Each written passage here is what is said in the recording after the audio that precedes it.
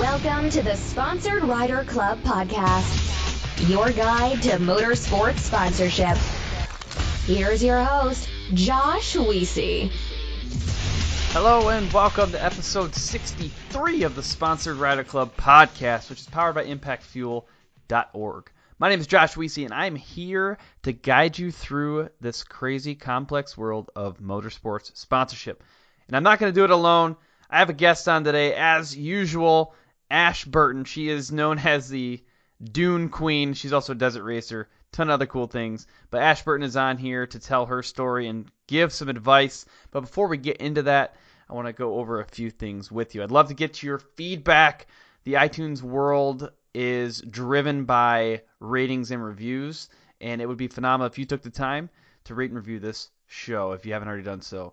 Actually, I've been reading all of the rating and reviews on the show, and the next one I have is from AJ Schmidt, and actually AJ owns Never Lift Racing and Armor Kote, and after writing this review, he actually came on as a sponsor for the show, which is phenomenal. But so he left this 5-star rating that said, "Finally a podcast about sponsorship for the off-road racing niche. This podcast has great guests, interviews breaking down how they handle their sponsorships and social media. Times have changed with sponsorship, and racing needs to be treated like a business." So AJ, thanks for leaving that review. I appreciate you taking the time to do so.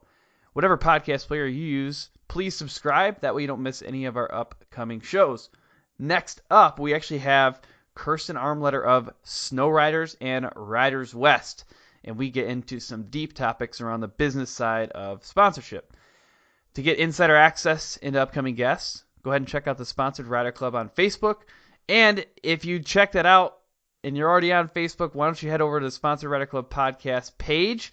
Our first ever live experience video is on that page. It was released and recorded on February 19th of 2018, and it featured Travis Pointer of Crash Addicts Industries. So Travis was also on episode 43 of the show. It was a really cool snippet, about 25 minutes or so, and we dove into the topic around transitioning from discounts to paid sponsorships. So check it out.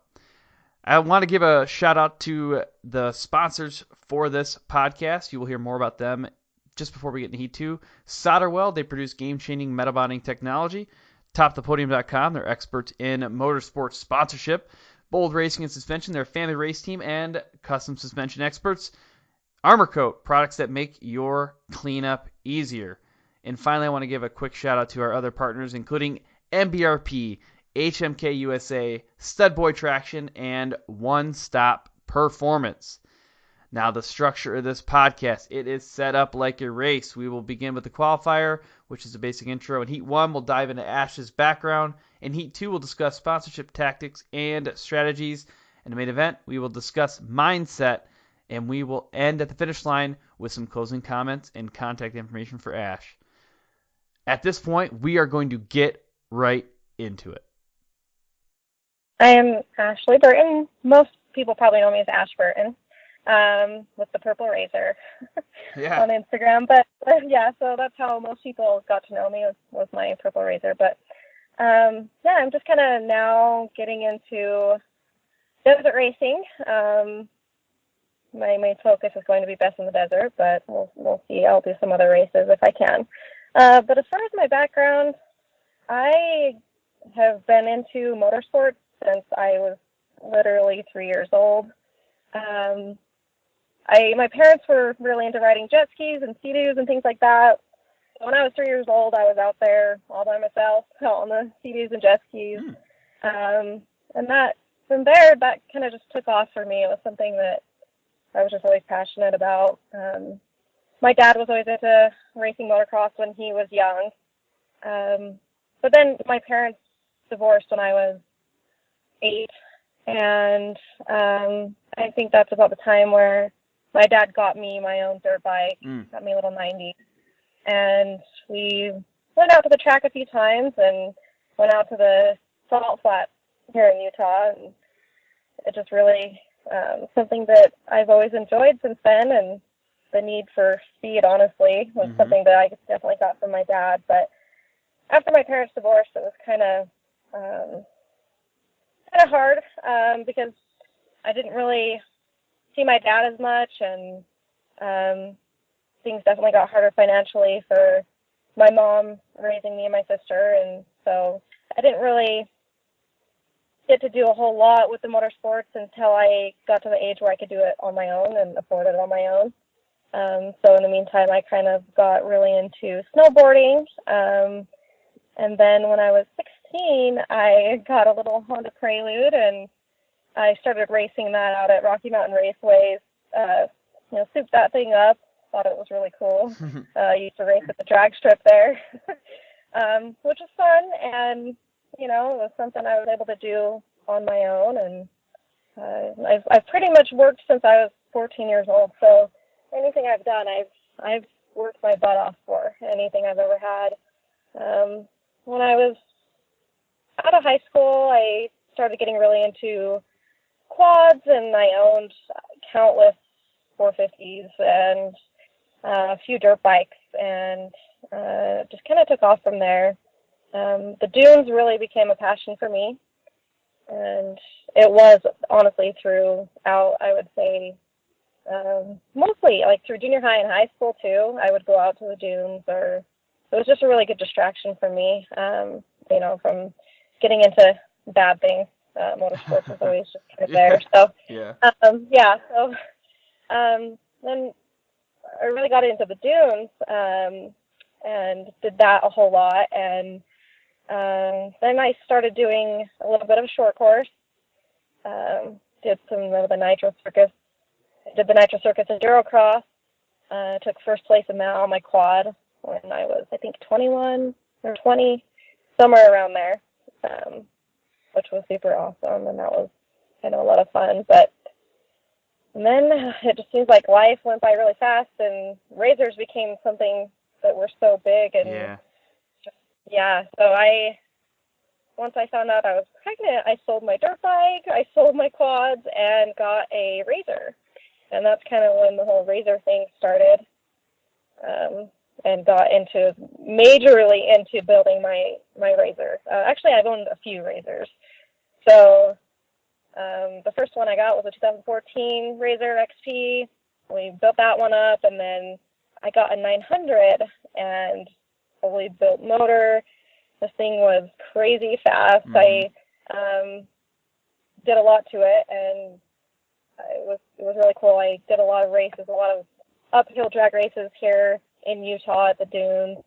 Went up to St. Anthony a lot, UTV Invasion, and it just became an addiction from there. And I got another razor after that, the one that everybody knows about, my purple one, and built that one up, and did some racing at UTV Invasion there.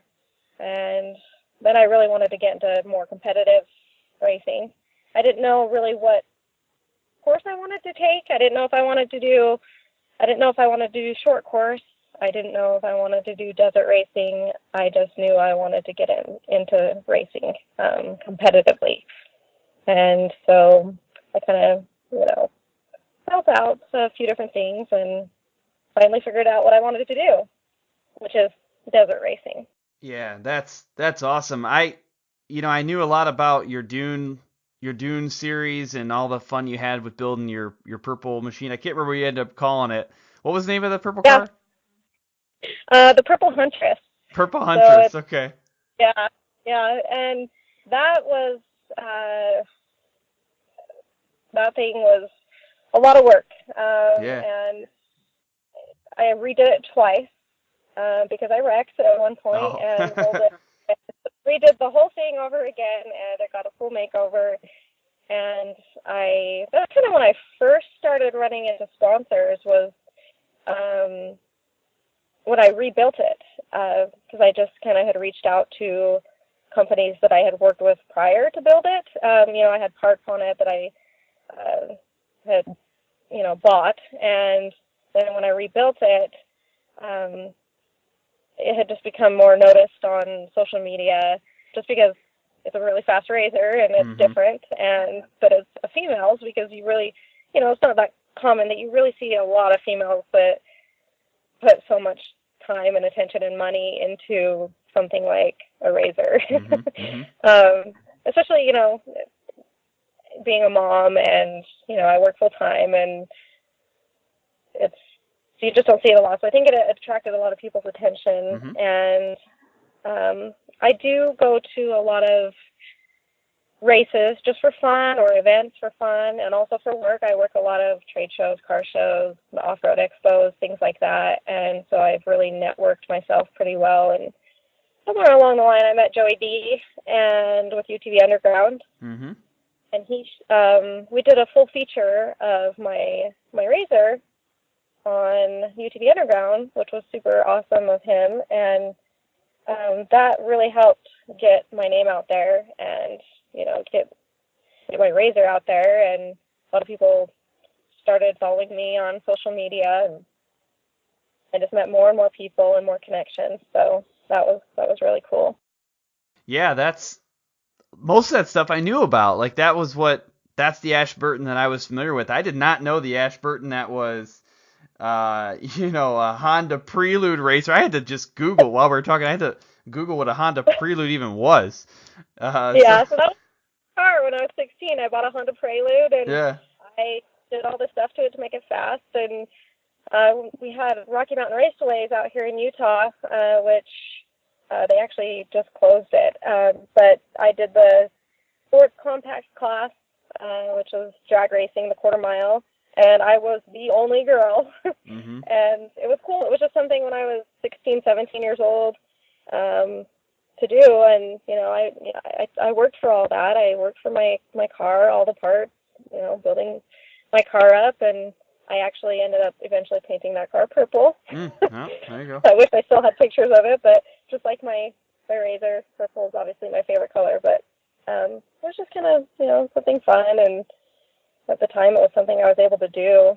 It wasn't that expensive. It didn't cost like $10 to enter the race, so it was pretty cool. Yeah, that's wild. And you're saying short course racing, endurocross. I mean, these are things that I didn't even know about. So that's really cool. I'm always impressed by people that are able to jump from like vehicle to vehicle and still do it and still perform. I mean, Sarah Price comes to mind. She was on episode 12. Of this show, and she's just like, yeah, I'm gonna race this car today, and then I'm gonna race that tomorrow. I mean, it's just it's mind blowing. I can't even drive the things that I have now repeatedly. So driving has always been something that has been, or motors I should say, have been part of my life. I love anything with a motor. I can pretty much get in anything and drive it, and so yeah, that's definitely true. And when you said Sarah Price, she's definitely one of the people that inspire me. She's awesome. I've talked to her a few times. The first time I met her was at Vegas to Reno, and for a minute, but I've talked to her a little bit more over Instagram, and she's awesome. She's definitely an inspiration. She's really grown herself into something big, and I definitely can relate to her in some ways. So. Yeah, definitely.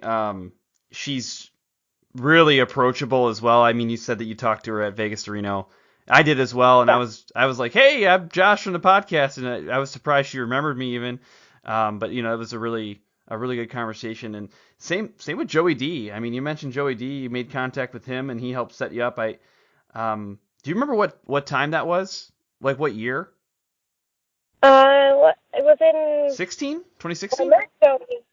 Yeah, it was. I think my feature on UTV Underground was in 2017, but I think I met Joey in 2016. Actually, I can't even remember where I met him, but I go to so many events. Yeah. Like I said, between work and just for fun. And so, Joey's always been really, really cool with me, and just talking about the UTV industry, and so he's really awesome. He's really great. So. Definitely. And if people are listening and they want to know more about Sarah or Joey, so Sarah was on episode 12 of this podcast. Joey D was on, I think it was 24. It's been long enough now where I actually messed up some of the numbers, but I'm pretty sure it was episode 24 was Joey D, and that one was awesome. Definitely a fan favorite. Yeah, Joey is really awesome. He's very humble, he's very knowledgeable, and he's worked super hard to be where he is now, and he's definitely great. He's helped me a lot. I honestly can say that UTV Underground feature that he did on my RZR I don't think I would be where I'm at right now if it wasn't for that. Yeah, I mean, when people get asked to be featured on whatever it is, UTV Underground, or for snowmobilers, like Snow West magazine is popular, and if you get approached for something like that, I mean, that could be an opening to a lot of things. So definitely have your eyes open when opportunities like that come up. Right. Yeah, definitely. Cool. And even before that, I know Joey had done a post just on UTV Underground's Instagram page, just a picture of me and my razor, and he just said, made a nice comment about me, just a girl in the industry, and that helped a lot too. So he's really been supportive, and the whole UTV Underground has been awesome. Yeah, very cool. And it's so interesting the way these connections work. Like you're saying, you've been going to trade shows and you've been all over the place from the motorsport standpoint for years.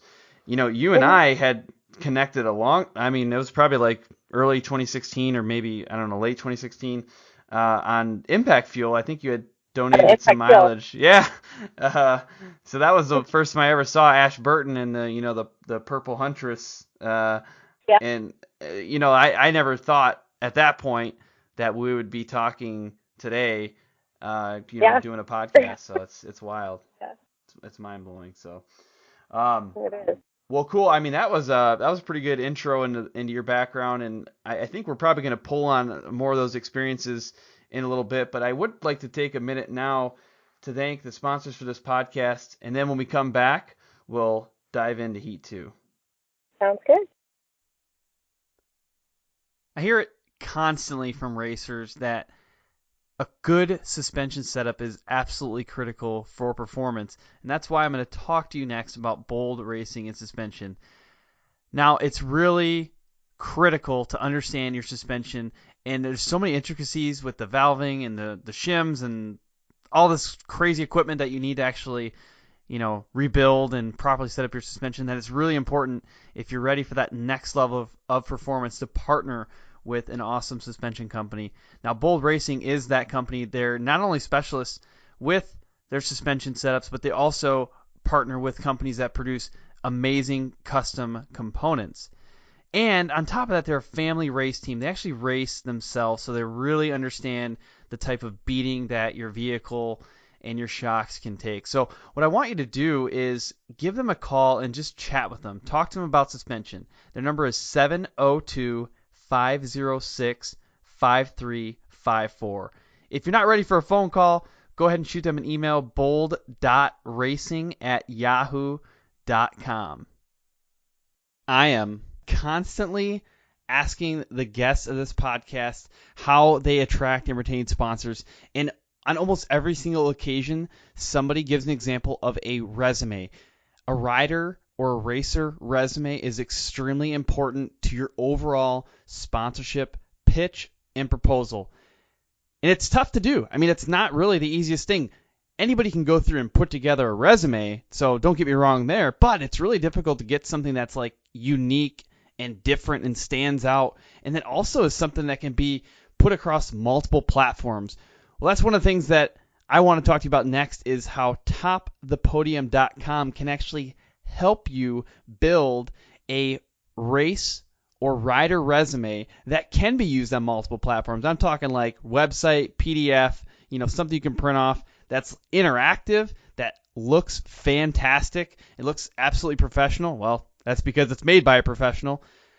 This is the type of thing that's going to set you apart from the crowd, and that's going to position you for a strong sponsorship proposal. So what I want you to do next is go to topthepodium.com, and if you have a question, there's a little chat icon that pops up on the side of the screen when you go to topthepodium.com, and you can go ahead and type your question right there. Jeff Vanestal, he is the owner of Top the Podium. He's going to be able to respond to you directly, so check it out. I don't know about you, but I absolutely can't stand cleaning the mud, filth, grime, goo, garbage off my machines after I go for a ride. It's just frustrating. It takes a lot of time. That's why I'm going to talk to you about Armor Coat next. Armor Coat is designed to help prevent mud, clay, ice, and other grime from sticking to your machine. It makes the cleanup quick and easy. It makes the machine actually look fantastic, and beyond that, it smells phenomenal. I don't know how to describe it, like bubble gum or something like that. It smells great.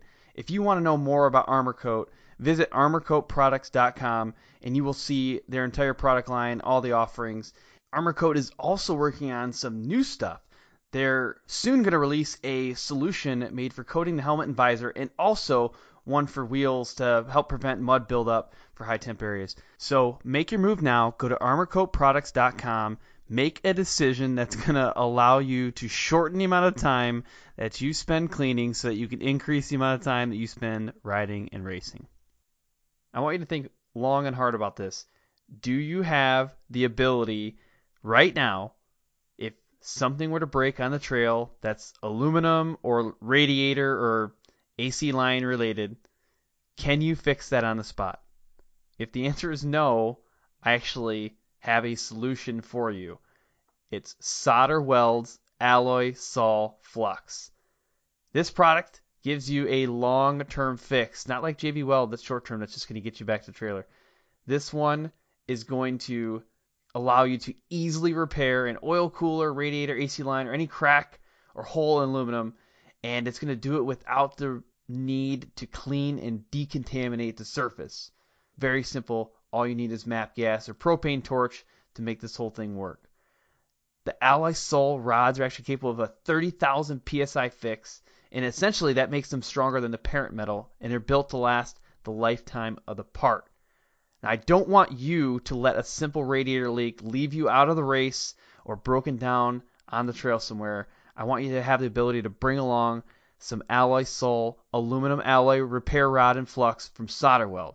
To get yours now, you can use promo code SponsoredRider, that's one word, all lowercase, to get $20 off the aluminum repair rod and flux for the month of February 2018. Just go to solderweld.us and use promo code SponsoredRider. All right, welcome back, everybody. We are now in Heat 2. That's really what you all are here for, is to hear Ashley's advice and our discussion around sponsorship tactics and strategies.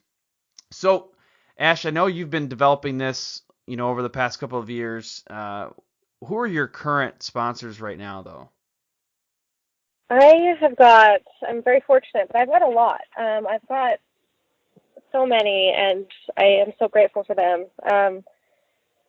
It mainly started out with local companies. RFK, Rebel Style Customs, they have actually done work on all the razors that I've owned. Vern is the owner. He just did my whole build, all the fabrication on it, so he's awesome. NV Motorsports, Kellen Meadows, Lone Star Racing, Baja Designs, King, SolderWeld, XTC, Chris, XTC, Pro Eagle, Pro Line, BS Sands, they were one of my first ones. Zeros Racing was one of my first ones. K1 Race Gear, Fuel Safe, First Colony Mortgage, which is kind of an interesting one because most people would not think, just mortgage company as a sponsor.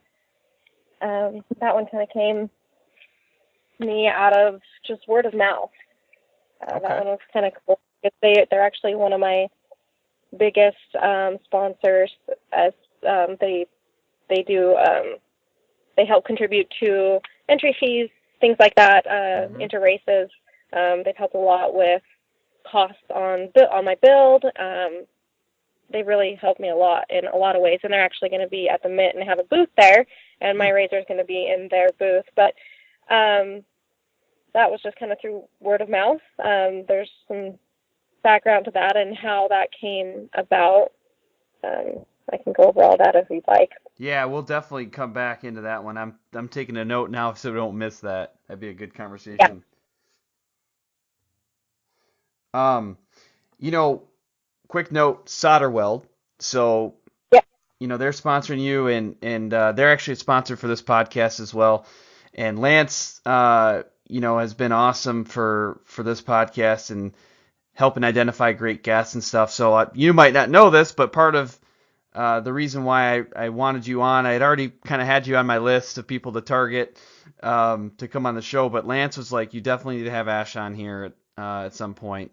So that's just another Is awesome. element of how the sponsors are actively trying to promote their riders. Is pretty cool. Yeah, awesome. And the good thing, SolderWeld is actually here in Utah. It's a local sponsor, and he actually reached out to me. I don't know if I just didn't have the confidence in myself originally, because it was a while ago that he reached out to me and said he wanted to sponsor me, and I think I just kind of, pushed it aside, and this was in very beginning stages. And then probably a few months later, he wrote me again through Instagram and was like, Ash, I was serious about sponsoring you. And then we finally got to talking, and he's really been awesome throughout the whole thing too. He calls me just to see, what can we do? What else can we do to help? How can we help you prepare? What can we do? Lance is amazing. Mm-hmm. Yeah, and the way that I got connected with SolderWeld was actually also through the 2017 Vegas to Reno. Zeke Lamb was there, and he was, demonstrating some of the product, and I walked up to him. I didn't know much about SolderWeld, talked to him a little bit, got him on an interview for, 3 or 4 minutes, just talking about their sponsorship program. And I think it was like 3 months later, Lance called me up to talk, and it's just another one of those crazy connections that kind of happen. Yeah. Also, quick note about SolderWeld. My brother, he has a 1999 Yamaha SRX that I've talked about in the show before, and he was driving it the other day, and he ripped his track and a stud went through his heat exchanger, and he was freaking out. And I was like, hey man, I actually think we know how to fix that. And he's like, what do you mean? Yeah. How can you fix that? I was like, well, actually, SolderWeld has a product that can probably fix that, so you most likely won't need to get a new heat exchanger. And he was like, oh, I need to get some of that right now. So that's pretty amazing. They definitely have some awesome products. So yeah. So if you're a snowmobiler and you're listening right now and you've damaged your heat exchanger, you need to look up the Ally Soul Rod and Flux from SolderWeld, because you can actually fix it with that. It's wild.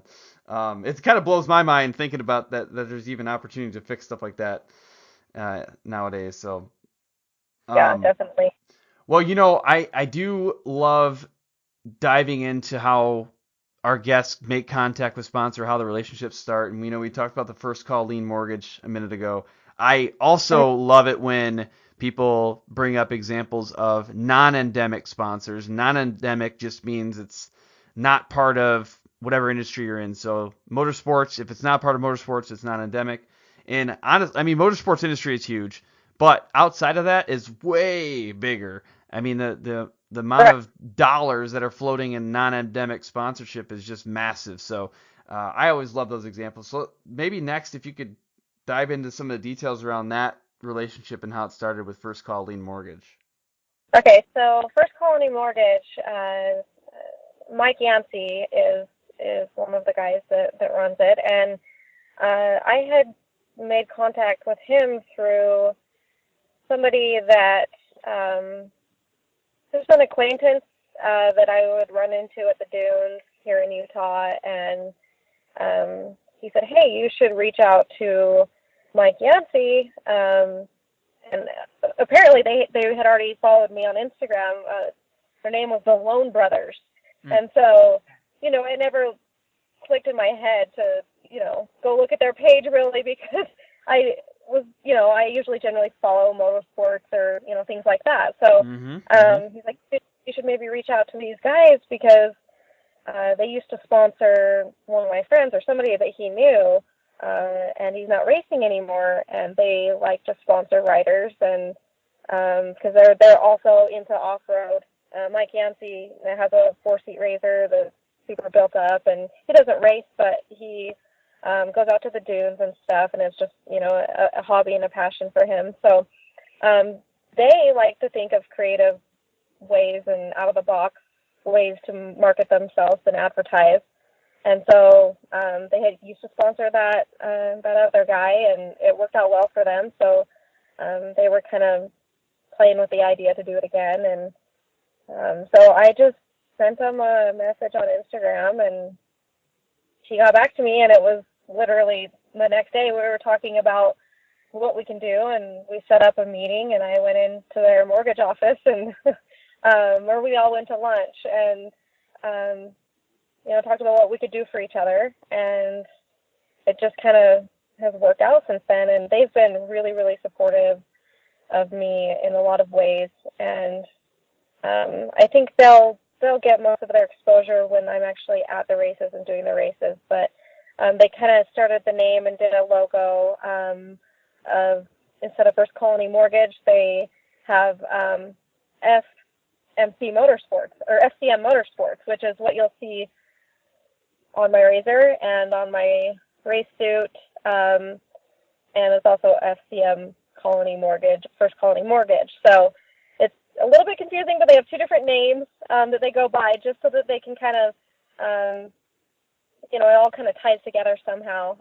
So they're setting up a booth at the Mint, and my razor will be there, and they'll have apparel that has my razor on it and Burton Racing logo with their information, and people can come talk to them about mortgages, but also talk about racing, and kind of intertwine. A little bit interesting, but it works. They've done it before, and so far it seems like it's working well for both of us. That's pretty cool that they changed their name or created another name to fit in better with motorsports. That's cool. Yeah, definitely, because it's the same. They kind of took their First Colony Mortgage. They basically go by FCM Mortgage Company. Mm-hmm. So they decided to do FCM Motorsports. So if you look at my razor, you'll see FCM Motorsports. And then you'll also see on my race suit, I have First Colony Mortgage. So people know they've got both. So I've got both logos on my race suit. So there's no confusion about who they are, and that they are connected. And so it's kind of cool. And I've been told a lot too, not just from not just these guys, but there are a lot of other companies out there that do stuff like this. You just have to reach out to the right people and get connected with the right people. I would have never thought a mortgage company would have been a sponsor, but right. You definitely can look outside of motorsport. Yeah, I wish I had a magic ball or something to tell people who to reach out to, right? I mean, there's honestly, just so many. I've talked to other people where they've said, hey, you should reach out to this person because they own this company, but they ride razors and they have a passion for razors. And so I've reached out to other people and other companies, just to kind of explore the idea. I've had people respond. There's, other than First Colony Mortgage, I haven't really had anything come of it yet, but it's definitely something that I won't stop doing in the future, because it worked out with First Colony Mortgage, so it doesn't mean it won't work out with somebody else. So I'll definitely think outside the box and continue to do stuff like that in the future. Yeah, definitely. Example, I've probably brought it up 10 times in the show already, but Jason Schneider, he was on episode 6 of this podcast. He reached out to Holiday Inn because he was actually looking for discounts on hotel rooms, because every time he traveled to different races, it cost money to stay in a hotel, and Holiday Inn ended up picking him up as a sponsor. So now he gets discounts or free rooms or whatever it is whenever he travels, which is phenomenal. And I also heard that Christine GZ of Dynamic Racing did something similar in earlier days, not in the Best in the Desert racing days, but she found I think it might have been a hotel. Yeah, she also had a hotel sponsor, but then she got a boat sponsor because she was always traveling on boats, and it costs a lot of money. So the boat sponsor was like, oh, yeah, you can travel at a discounted rate or for free or whatever it is. And I know that's cool. And I believe he's sponsored by, I want to say it's South Point Hotel in Vegas, because there's so many races in Vegas, and I don't know how that came about, but I'm pretty sure it's South Point that he's sponsored by. So, yeah, I mean, sometimes you just kind of got to think outside the box. Yeah, I don't know if you know Colette Davis, but she's a drift racer. She did Red Bull GRC, and she was also the host of Girl Starter. She was on episode 25 of the show, and at that time she didn't have the sponsor, but I've seen it come later. Microsoft Surface, so they make laptops and Surface Books and things like that, tablets, and actually that's what I use for the podcast. I use a Microsoft Surface Book. Well, they sponsored her, and I mean, it looks like, from what I can tell, they're probably one of her bigger sponsors now, and that's something I wouldn't have thought about. Right. Which is pretty cool. Actually, if you're listening, Microsoft Surface, if you're listening to the show right now, give me a call. We can chat. Yeah, because I do love your product. But all right. I mean, if you think about it, everybody needs a home to live in. So, First Colony Mortgage, all the spectators that are going to be at the Mint, they're people that, everyone needs a home. At some point, somebody's going to be looking for a home loan. And same with, like you said, the hotels or Microsoft or things like that. Those are things that everybody at some point uses or needs. So the more that they can get themselves out there, as long as they're willing to think outside the box as well as you reaching out to them, it can benefit everybody. Very cool. Yeah, I definitely love that stuff because the market is just huge. I mean, you see it in NASCAR, right? NASCAR is huge for non-endemic sponsors. There's, you've seen Tide and M&M's, and I mean, there's 1,000 examples in NASCAR, but I don't know if you see it as much in some of the other racing circuits, Torque or Best in the Desert, things like that. Cool. What about another one? I mean, is there another example of somebody who either you contacted or they contacted you that we could kind of walk through? I'd probably say, BS Sand, they do seats. But they've been really, really good to me. I reached out to them when I redid the purple razor for the second time, and they were willing to do a partial sponsor, and they gave me a really good deal on some seats. And then once, I had that razor finished and had the UTV Underground post, and I reached out to them again when it came to my race razor, but my desert racing razor, and they actually sponsor Lucretia. Brewer. Yeah, so they were super open to it, and I just asked them if they'd be willing to sponsor, and I was not expecting them to fully sponsor me. I thought maybe another discount or something, and they have definitely really believed in me and my goals and my dreams, and they've put into a lot of effort into promoting me, and I do the same for them. So that's been really cool because they're not a huge company, they're not huge, but they are growing, and I'm just getting started out. So it kind of, I promote them, they promote me, and it's been a really good thing for both of us. Yeah, definitely.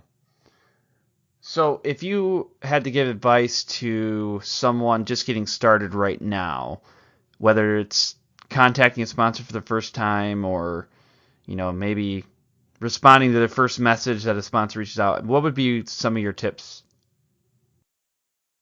I would say definitely make sure you talk to the right person.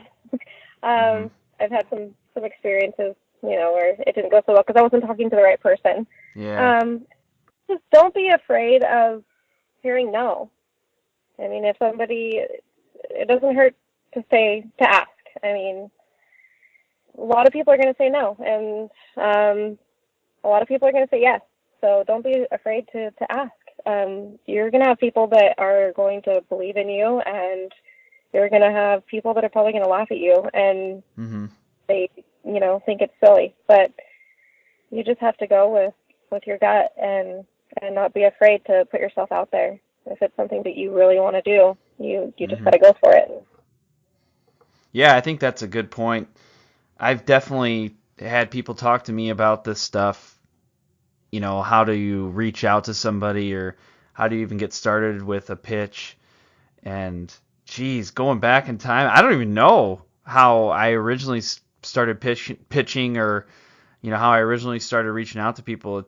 I just remember trying bunches of stuff. I mean, I'd call people, I'd leave messages, I'd send emails, I'd try direct messages. If I saw somebody in person, I might have tried pitching something, and it was, I don't know, there's a lot of no's and there's a lot of weird looks and a lot of people who maybe don't ever respond to you, but eventually you connect with the right people. And that's the thing is connecting with the right people. And, like I said, I've always gone to a lot of events, which has been nice because I've met a lot of people, and now that it's come around to the point where I'm building this desert razor and for Best in the Desert, I have all these great contacts that I've met at races previously, and then, I honestly, up until probably a year ago, didn't even know that people did full-on race resumes and proposals, sponsorship proposals and things like that. And I just from talking to other racers, and I remember Katie telling me, make yourself a little card and hand them out at the events you go to. And I did that, and it was just, my purple razor, a picture of me, a little bit of my background, and some of the events I went to, I just would hand them out and tell them what my plan was, and that I was looking for sponsors. And, I actually got some feedback, people that would contact me, and I, would reach out to people myself, obviously, with the card that I had made, and I made a proposal, a sponsorship proposal, and so far it's worked out for me. So. So I have two quick notes on that. One is, just a little thing to hand out to people and how that might create something new and different that you don't even know. But Sean Endel was on this show, episode 9, and maybe 3 or 4 months after being on the show, he actually asked me, he said, "Hey, do you have cards or something that I could take to my next event, and I'll hand them out when I hand out stickers for myself?" Mm-hmm. And I was like, yeah. First off, I'm flattered that he would even reach out and ask for something like that, but I'm thinking, like, if he gave out 500 or whatever of these cards at an event, or even if it's 50, I mean, if just one person listened to the show and changed what they did, or if one person ended up reaching out to me, I don't know. It's just, there's a lot that can come from just that little piece of paper. So I think that's really, really critical. And then the second thing is when you said Katie, so that's Katie Vernola, KDV Racing, and you got connected with her, and I know you at least ran the Vegas to Reno race with her as a co-pilot. I was able to talk to her at that race. That interview was on episode 37. But I mean, how the heck did that happen? How did you get connected with Katie, and how did you end up sitting in her co-driver seat? So how Katie and I got connected was, I guess last year at the Mint, I had met Craig Scanlon, Okay. and who has always, I've kind of followed him, and he obviously desert races and Scanlon Motorsports, and so I kind of asked him for advice and how to at least get the experience to see if it's something that I really wanted to do. And he suggested that I reach out to somebody who would maybe let me co-drive or, come pit for them, or, just experience the race with them. And being a female, the first few that came to mind was Lucretia, Katie, a few of the others. And Katie was the first one to respond to me. She was super welcoming and way nice. And she's like, let's do it. And so I just went out there, not knowing what to expect, and it was a really, really good experience with Katie. Most of the time, I pitted for her most of the race. So, a lot of the time, I've learned over the years how to work on racers. I know what to do. I know how to change a bell, and I know how to fix things on a razor by now. So, I did help a lot in the pits, and it was a really, really good learning experience.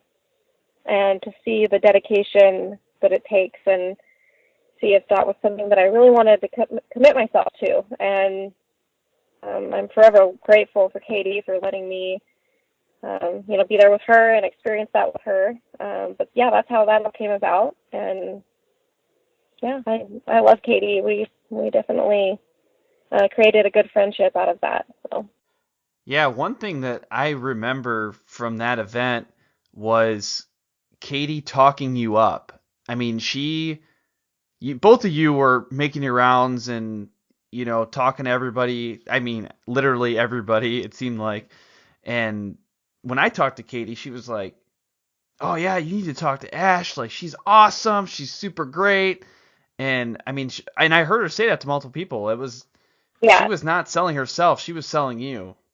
Yeah, she really was, and she's great. And there's not very many females that do desert racing, and the competitive nature, kind of gets in the way sometimes, I think. And Katie hasn't let that get in the way, and she was very open to, talking me up and believing in me. And she's been a really good support system throughout all of this and given a lot of really good advice.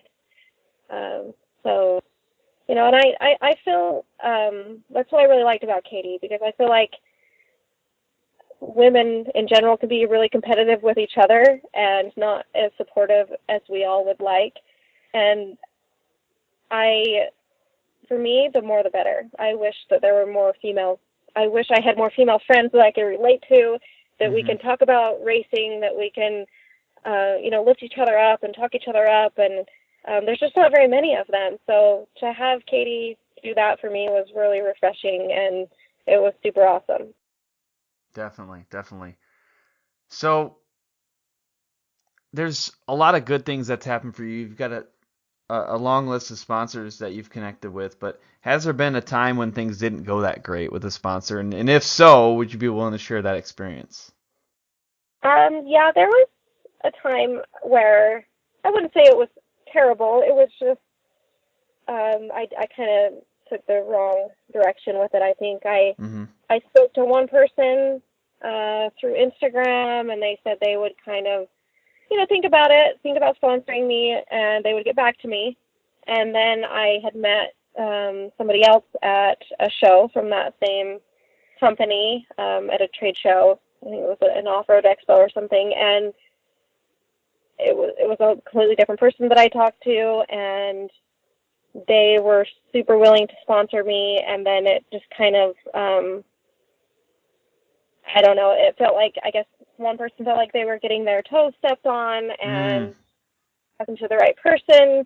And so that kind of created a little bit of tension, but it did end up all working out. It just was, getting too many people in the mix, I think.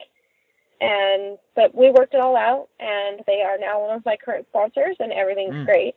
But it's good. Like I said in the beginning, it's making sure you're finding the right person to talk to, and that you are communicating with the right person, and you don't want to be stepping on anybody's toes or going around anybody, and taking the right channel to talking to the right person. Otherwise, things can get more complicated.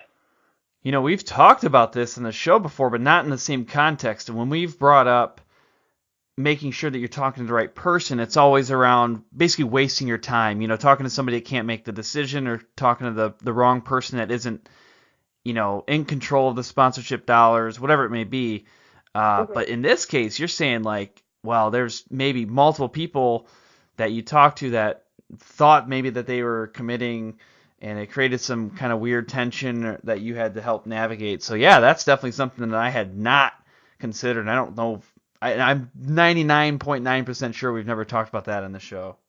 Yeah, so it was definitely a learning experience for me, and I felt really bad because I had been communicating with somebody through Instagram, and they said, yes, we'll do something for you. I don't know what yet. And then I talked to somebody else at a show, and they said, oh, we'll full on give you this and this and this. And then they felt like they, obviously felt like they had their toes stepped on. And so, like I said, it all ended up working out in the end, but you just want to make sure that everyone is in communication, you're talking to the right person, and everybody's on the same page. Otherwise, things can kind of go south. But luckily everything worked out and we're good, and they have been very supportive, and everything is awesome now. Perfect. Well, on the same lines about being awesome, feels like your social media strategy has been pretty awesome. So tell us a little bit about that. I mean, what's your strategy with Facebook, Instagram, whatever platforms you're on? Yeah, so Instagram, Facebook, those are the two that I'm on. I would say that, one of the biggest things is I follow through with what I tell my sponsors I'm going to do.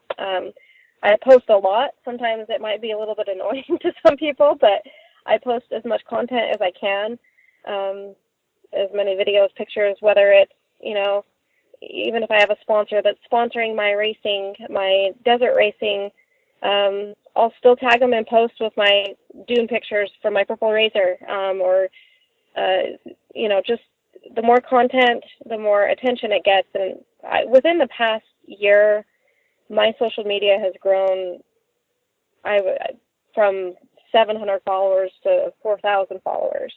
Mm-hmm. And I think it's just been the content that I've posted, and also, like I said, being a female in this industry is not super common, so it is something people do like to see, and it does inspire other women and other girls and young girls. I, have had girls come up to me at some of the events I've been at and just say how cool they think it is and how it's inspiring, which is, really cool to me. And it's just really grown. And another way I feel like my social media has grown is just talking to people and asking if they'll repost something for you. Mm-hmm. Like companies or businesses that have a product that you have on your machine, if they'll repost your picture, and then they do that, and then you get more followers, and that's definitely worked out for me. And then eventually you get people asking, can we repost this picture of you, or can we repost the video that you posted? And that's just kind of how it continues to grow. And once I started Burton Racing, I created a Facebook page for that, and that has taken off. And I really haven't posted a whole lot on there yet, because it's really going to be mainly focused on my desert racing, which is going to be starting with the Mint. And but I've had a lot of people sharing and following and liking my Burton Racing page, so I'm pretty excited about that, and can't wait to actually get out there and finally start putting my new razor to the test and start desert racing. So yeah, definitely. I know I've seen, I guess I should say I've been impressed with the amount of engagement that you do get with your posts. If you put up a post of your car or something like that, on, let's say it's on Instagram and you have 4,000 followers, I mean, you're getting 400 or 500 likes on that, and that's pretty good engagement. And I think that's one of the more important things when we talk on the show about social media. The number of followers is a great metric to show sponsors, but the amount of engagement that is on each post is an even better indication. Like, it shows that the people that you have following you are very targeted. So that I'm always impressed when I see high engagement on somebody's profile. Yeah, and I also think that how you get more engagement is I comment back, I like back, if somebody writes me, direct messages me, I write them back. If they ask a question about my razor or about a product, I write them back. And I think that helps a lot because it keeps people liking you personally, but also, liking your posts and paying attention to the products that you're using when you're actually interacting with people. Even if you just, like their comment, it's still, at least they know you're acknowledging that you're reading what they're saying. And I think that helps a lot. Yeah, certainly.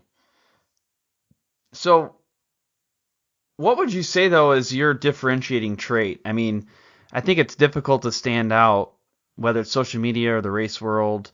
I mean, what's the trait that you kind of market to set yourself apart from the rest? I think for me, honestly, I am myself. I put everything that I put on social media is 100% me. It's, obviously I am representing a lot of different companies now, but I also want to be true to who I am. And I'm just myself. I say what I truly believe in and what I truly feel. I post what I want to post. If people don't like it, I don't care. I'm not going to, get into arguments with people on social media, or people can have their opinions, and I just try to keep it positive. And, like I said, I'm just me, and post what I like, what I of my life, and I'm just, like to keep it good and positive. And I think that sets things aside. I think a lot of times you see people arguing back and forth on people's posts about just things that are not a big deal, but yeah, that's all that people shouldn't argue about. And I just don't get involved with that stuff, and just, like to post what I believe in and about my life and who I am. Oh, that's good. That's good. It's very cliche to say this, but everybody is unique and everybody's different. And if you could just be self-aware enough to know what that is and put it out there, I think that does help. I mean, when I look at this show, in the way that I kind of put it together and the way I try to market it, it didn't make sense originally to me until I started doing it. I mean, I like business, I like coaching, and I also happen to really like motorsports. So the way these things, this show kind of fell together, it's really just an extension of the things that I like to talk about and the things that I am very interested in. So it's strange that other people actually care about this stuff too, and it just seems like all those things worked out. But all I'm doing on here is just trying to do the things that I like to do and share the things that I like to share. And I feel like that's the same for me. The racing is a passion, definitely, and it's kind of evolved into something bigger, and I feel like it's continuing to evolve. And I feel like, another thing that kind of sets me apart, I know everybody out there, everybody works hard. Racing is not easy. It's not cheap. It's expensive. It's a lot of work. It's stressful. But I have really 100% just done this on my own. I work. I am very lucky to have a good job. I am, and I have my daughter, and there's sacrifices that I have to make, and I work my butt off for this. I have worked. It's nothing has been handed to me. Not a single thing. I don't consider. I've had people say, well, sponsors are giving you things, but I'm also doing things in return for them. We are, that's what sponsorships are about. And even, working with sponsors, it's not always easy, and it's still work. And, I'm putting a lot of my own money into this. I don't come from a family of money. I don't come from a family of racers. I don't come from anything other than I just am a girl with a passion that wants to race, and I'm trying to figure it out as I go, and trying to figure out how to make it work and afford it, and also be a mom and work full time and do, take care of my responsibilities in life, but also do what I'm passionate about, and do something that I love. And that's what I'm doing, and I'm figuring it out somehow. Yeah, I mean, I think that's good advice for anybody. You just figure it out as you go. We're kind of, I think we already started transitioning in the main event, and because this is a perfect lead into mindset, so I'll just call it out. We're now in the main event, talking mindset at this point. But I know for me, like with the show, I didn't know how to podcast. I had no idea, and I didn't even know that much about sponsorship. And I've been in motorsports my whole life, but I'm not a racer. And I just decided I'm just going to do it one day, and I started.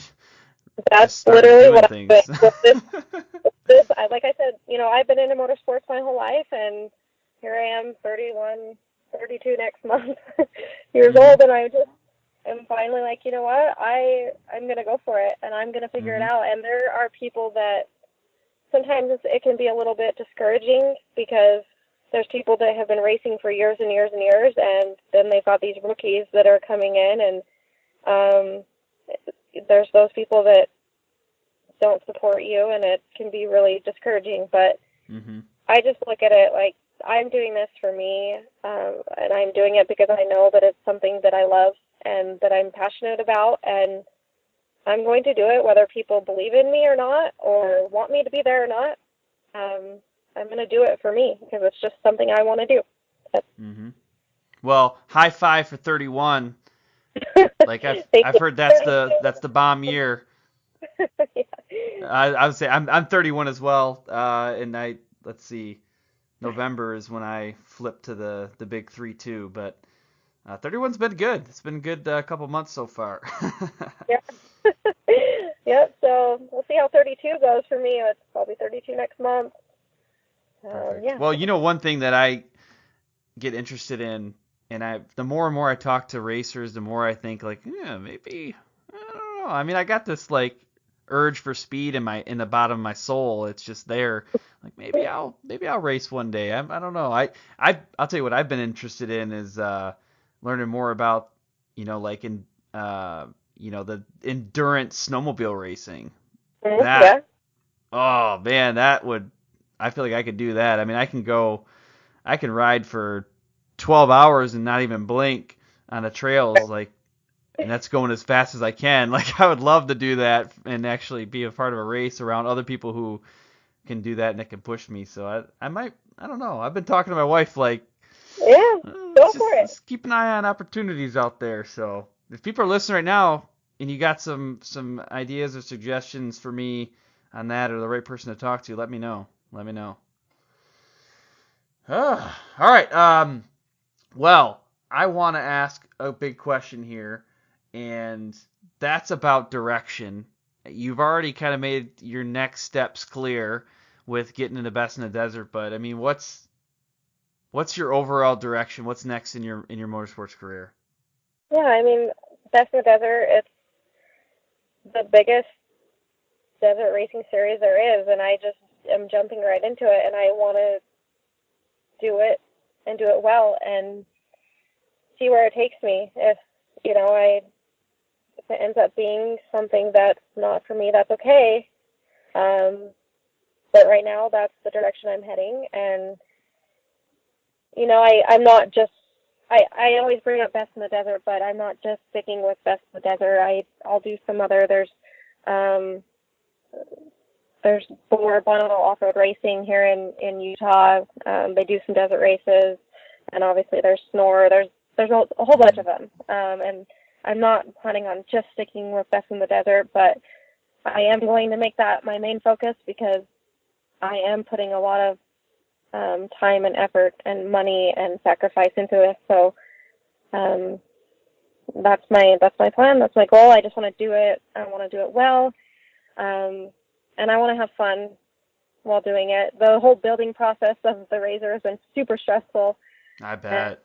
Yeah, it is extremely stressful. There's definitely a lot of rules you have to follow. There's, and it's a lot of money, like I said, and a lot of things you have to prepare for. So I want to enjoy it, and I want to do well, and I know that I will. Otherwise, I would not be doing this.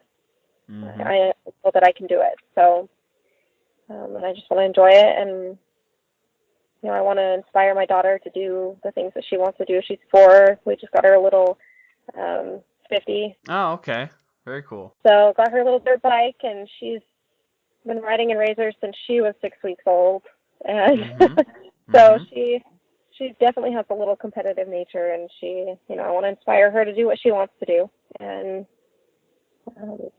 so that's kind of my goal for the next year. Just race and enjoy it and have fun and do as well as I can.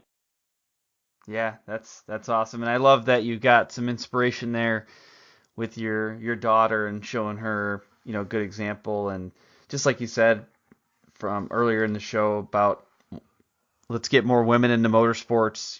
There's another prime candidate. I know I've got two nieces that, their dad desperately wants them to be gearheads, and I'm excited to see where they come, and I'm hoping that one day they'll listen to this episode and think about that as well. I wish, like I said, I wish more females would get involved with it. It can be a little bit intimidating, or a lot intimidating, I should say. It's very intimidating. But that's kind of what drives me to do it. I think it's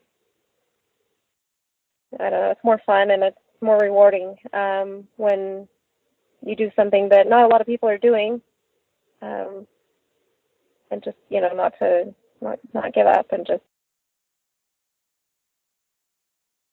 do what you want to do. Follow your dreams. Follow your dreams. And like I said, more women, the better.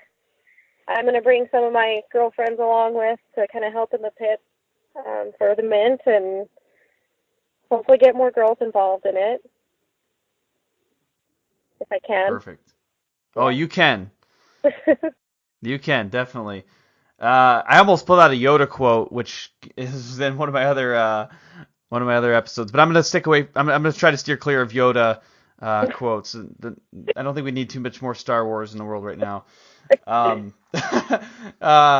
So I will ask one more quick question here in the main event, and that's around inspiration. Who would you say inspires you the most, and why?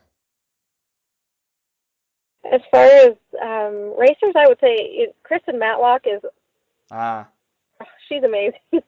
She's awesome. Yeah. I met her at an event. I can't remember which one last year, but she was really nice and open. And she said, if you need anything, I told her I was wanting to get into racing, and she's like, just reach out if you need anything. Let me know. And she was really cool. But she's definitely proven herself in racing. So she's definitely an inspiration.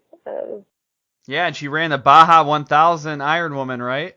Yes, yeah. So she's awesome, and how we talked about Sarah Price earlier, what she's grown herself into and evolved into is really awesome. It's just really cool to see women in the industry. That's definitely inspiring, and I mean, there's a lot of racers that inspire me, and Craig Scanlon, and I would say probably, there's a lot. I could list a whole. I bet. A lot of them. Definitely. Well, the next thing I want to do, though, is kind of wrap things up at the finish line. So if there's anything that you really think that people need to take away from this podcast, if it's one tip, one piece of advice that they cannot forget, what would that thing be? I would say probably don't be afraid to be told no by sponsors, and don't let people's negativity towards you or what you want to do stop you. Yeah. Just do what you feel is what you want to do in life, and follow your dreams. Perfect. Well, what's the best way for people listening to connect with you? Either my Facebook or Instagram. Or I'm starting a website right now. It'll just take you to my Instagram page, but it's just ashburtonracing.com, or you can go to ash_Burton1, the number 1, for Instagram. And on Facebook, it's just Ash Burton Racing, or my personal Instagram is just Ashley Burton. My personal Facebook is Ashley Burton, which I connect a lot of people through there as well. So. Perfect. Well, for people listening right now, it is February 17th, 2018 when we're recording this, so the Mint 400 is coming up soon. Your website's going to be released in the near future, so if you are listening to this and it's after, maybe it's the second, third week in March, there's probably a lot of cool stuff that is on Ashley's page, so make sure you check it out. I'm imagining there's going to be some pretty cool stuff that you can't miss. I hope so. I think there will be. Perfect. Well, Ash, I really appreciate you taking the time to chat with us tonight. Your experiences have been awesome. Hearing about all the things that you did even prior to the Best in the Desert adventures and prior to your Dune adventures, that's pretty cool stuff. But at this point, though, I'm going to leave you with this. Have fun and ride safe. Thank you. Thanks again for tuning in to this episode of the Sponsored Rider Club podcast. Please, please, please, if you'd be so kind, head over to iTunes and leave a rating and review. It does wonders for this show. So thank you for the people who've already done that. And subscribe, that way you don't miss any upcoming guests. Kirsten Armletter is the next one. She's from Snow Riders and Riders West. So excited to have her on. She did phenomenal. If you have questions or guest recommendations, go ahead and shoot me an email, podcast@impactfuel.org. And if you want to catch our first live experience, go on over to our Facebook page, Sponsored Rider Club Podcast. We got an interview there with Travis Pointer that we did live on February 19th. A special thanks for this episode goes out to our sponsors, Armor Kote, SolderWeld, Bold Racing, and TopThePodium.com. We also have some of our other brand sponsors that I'd like to call out: MBRP, HMK USA, Studboy Traction, and One Stop Performance. Make sure that you're following us on social media accounts, Facebook, Instagram, Twitter. Look up the Sponsored Rider Club podcast. I look forward to serving you again next week. Until then, have fun and ride safe.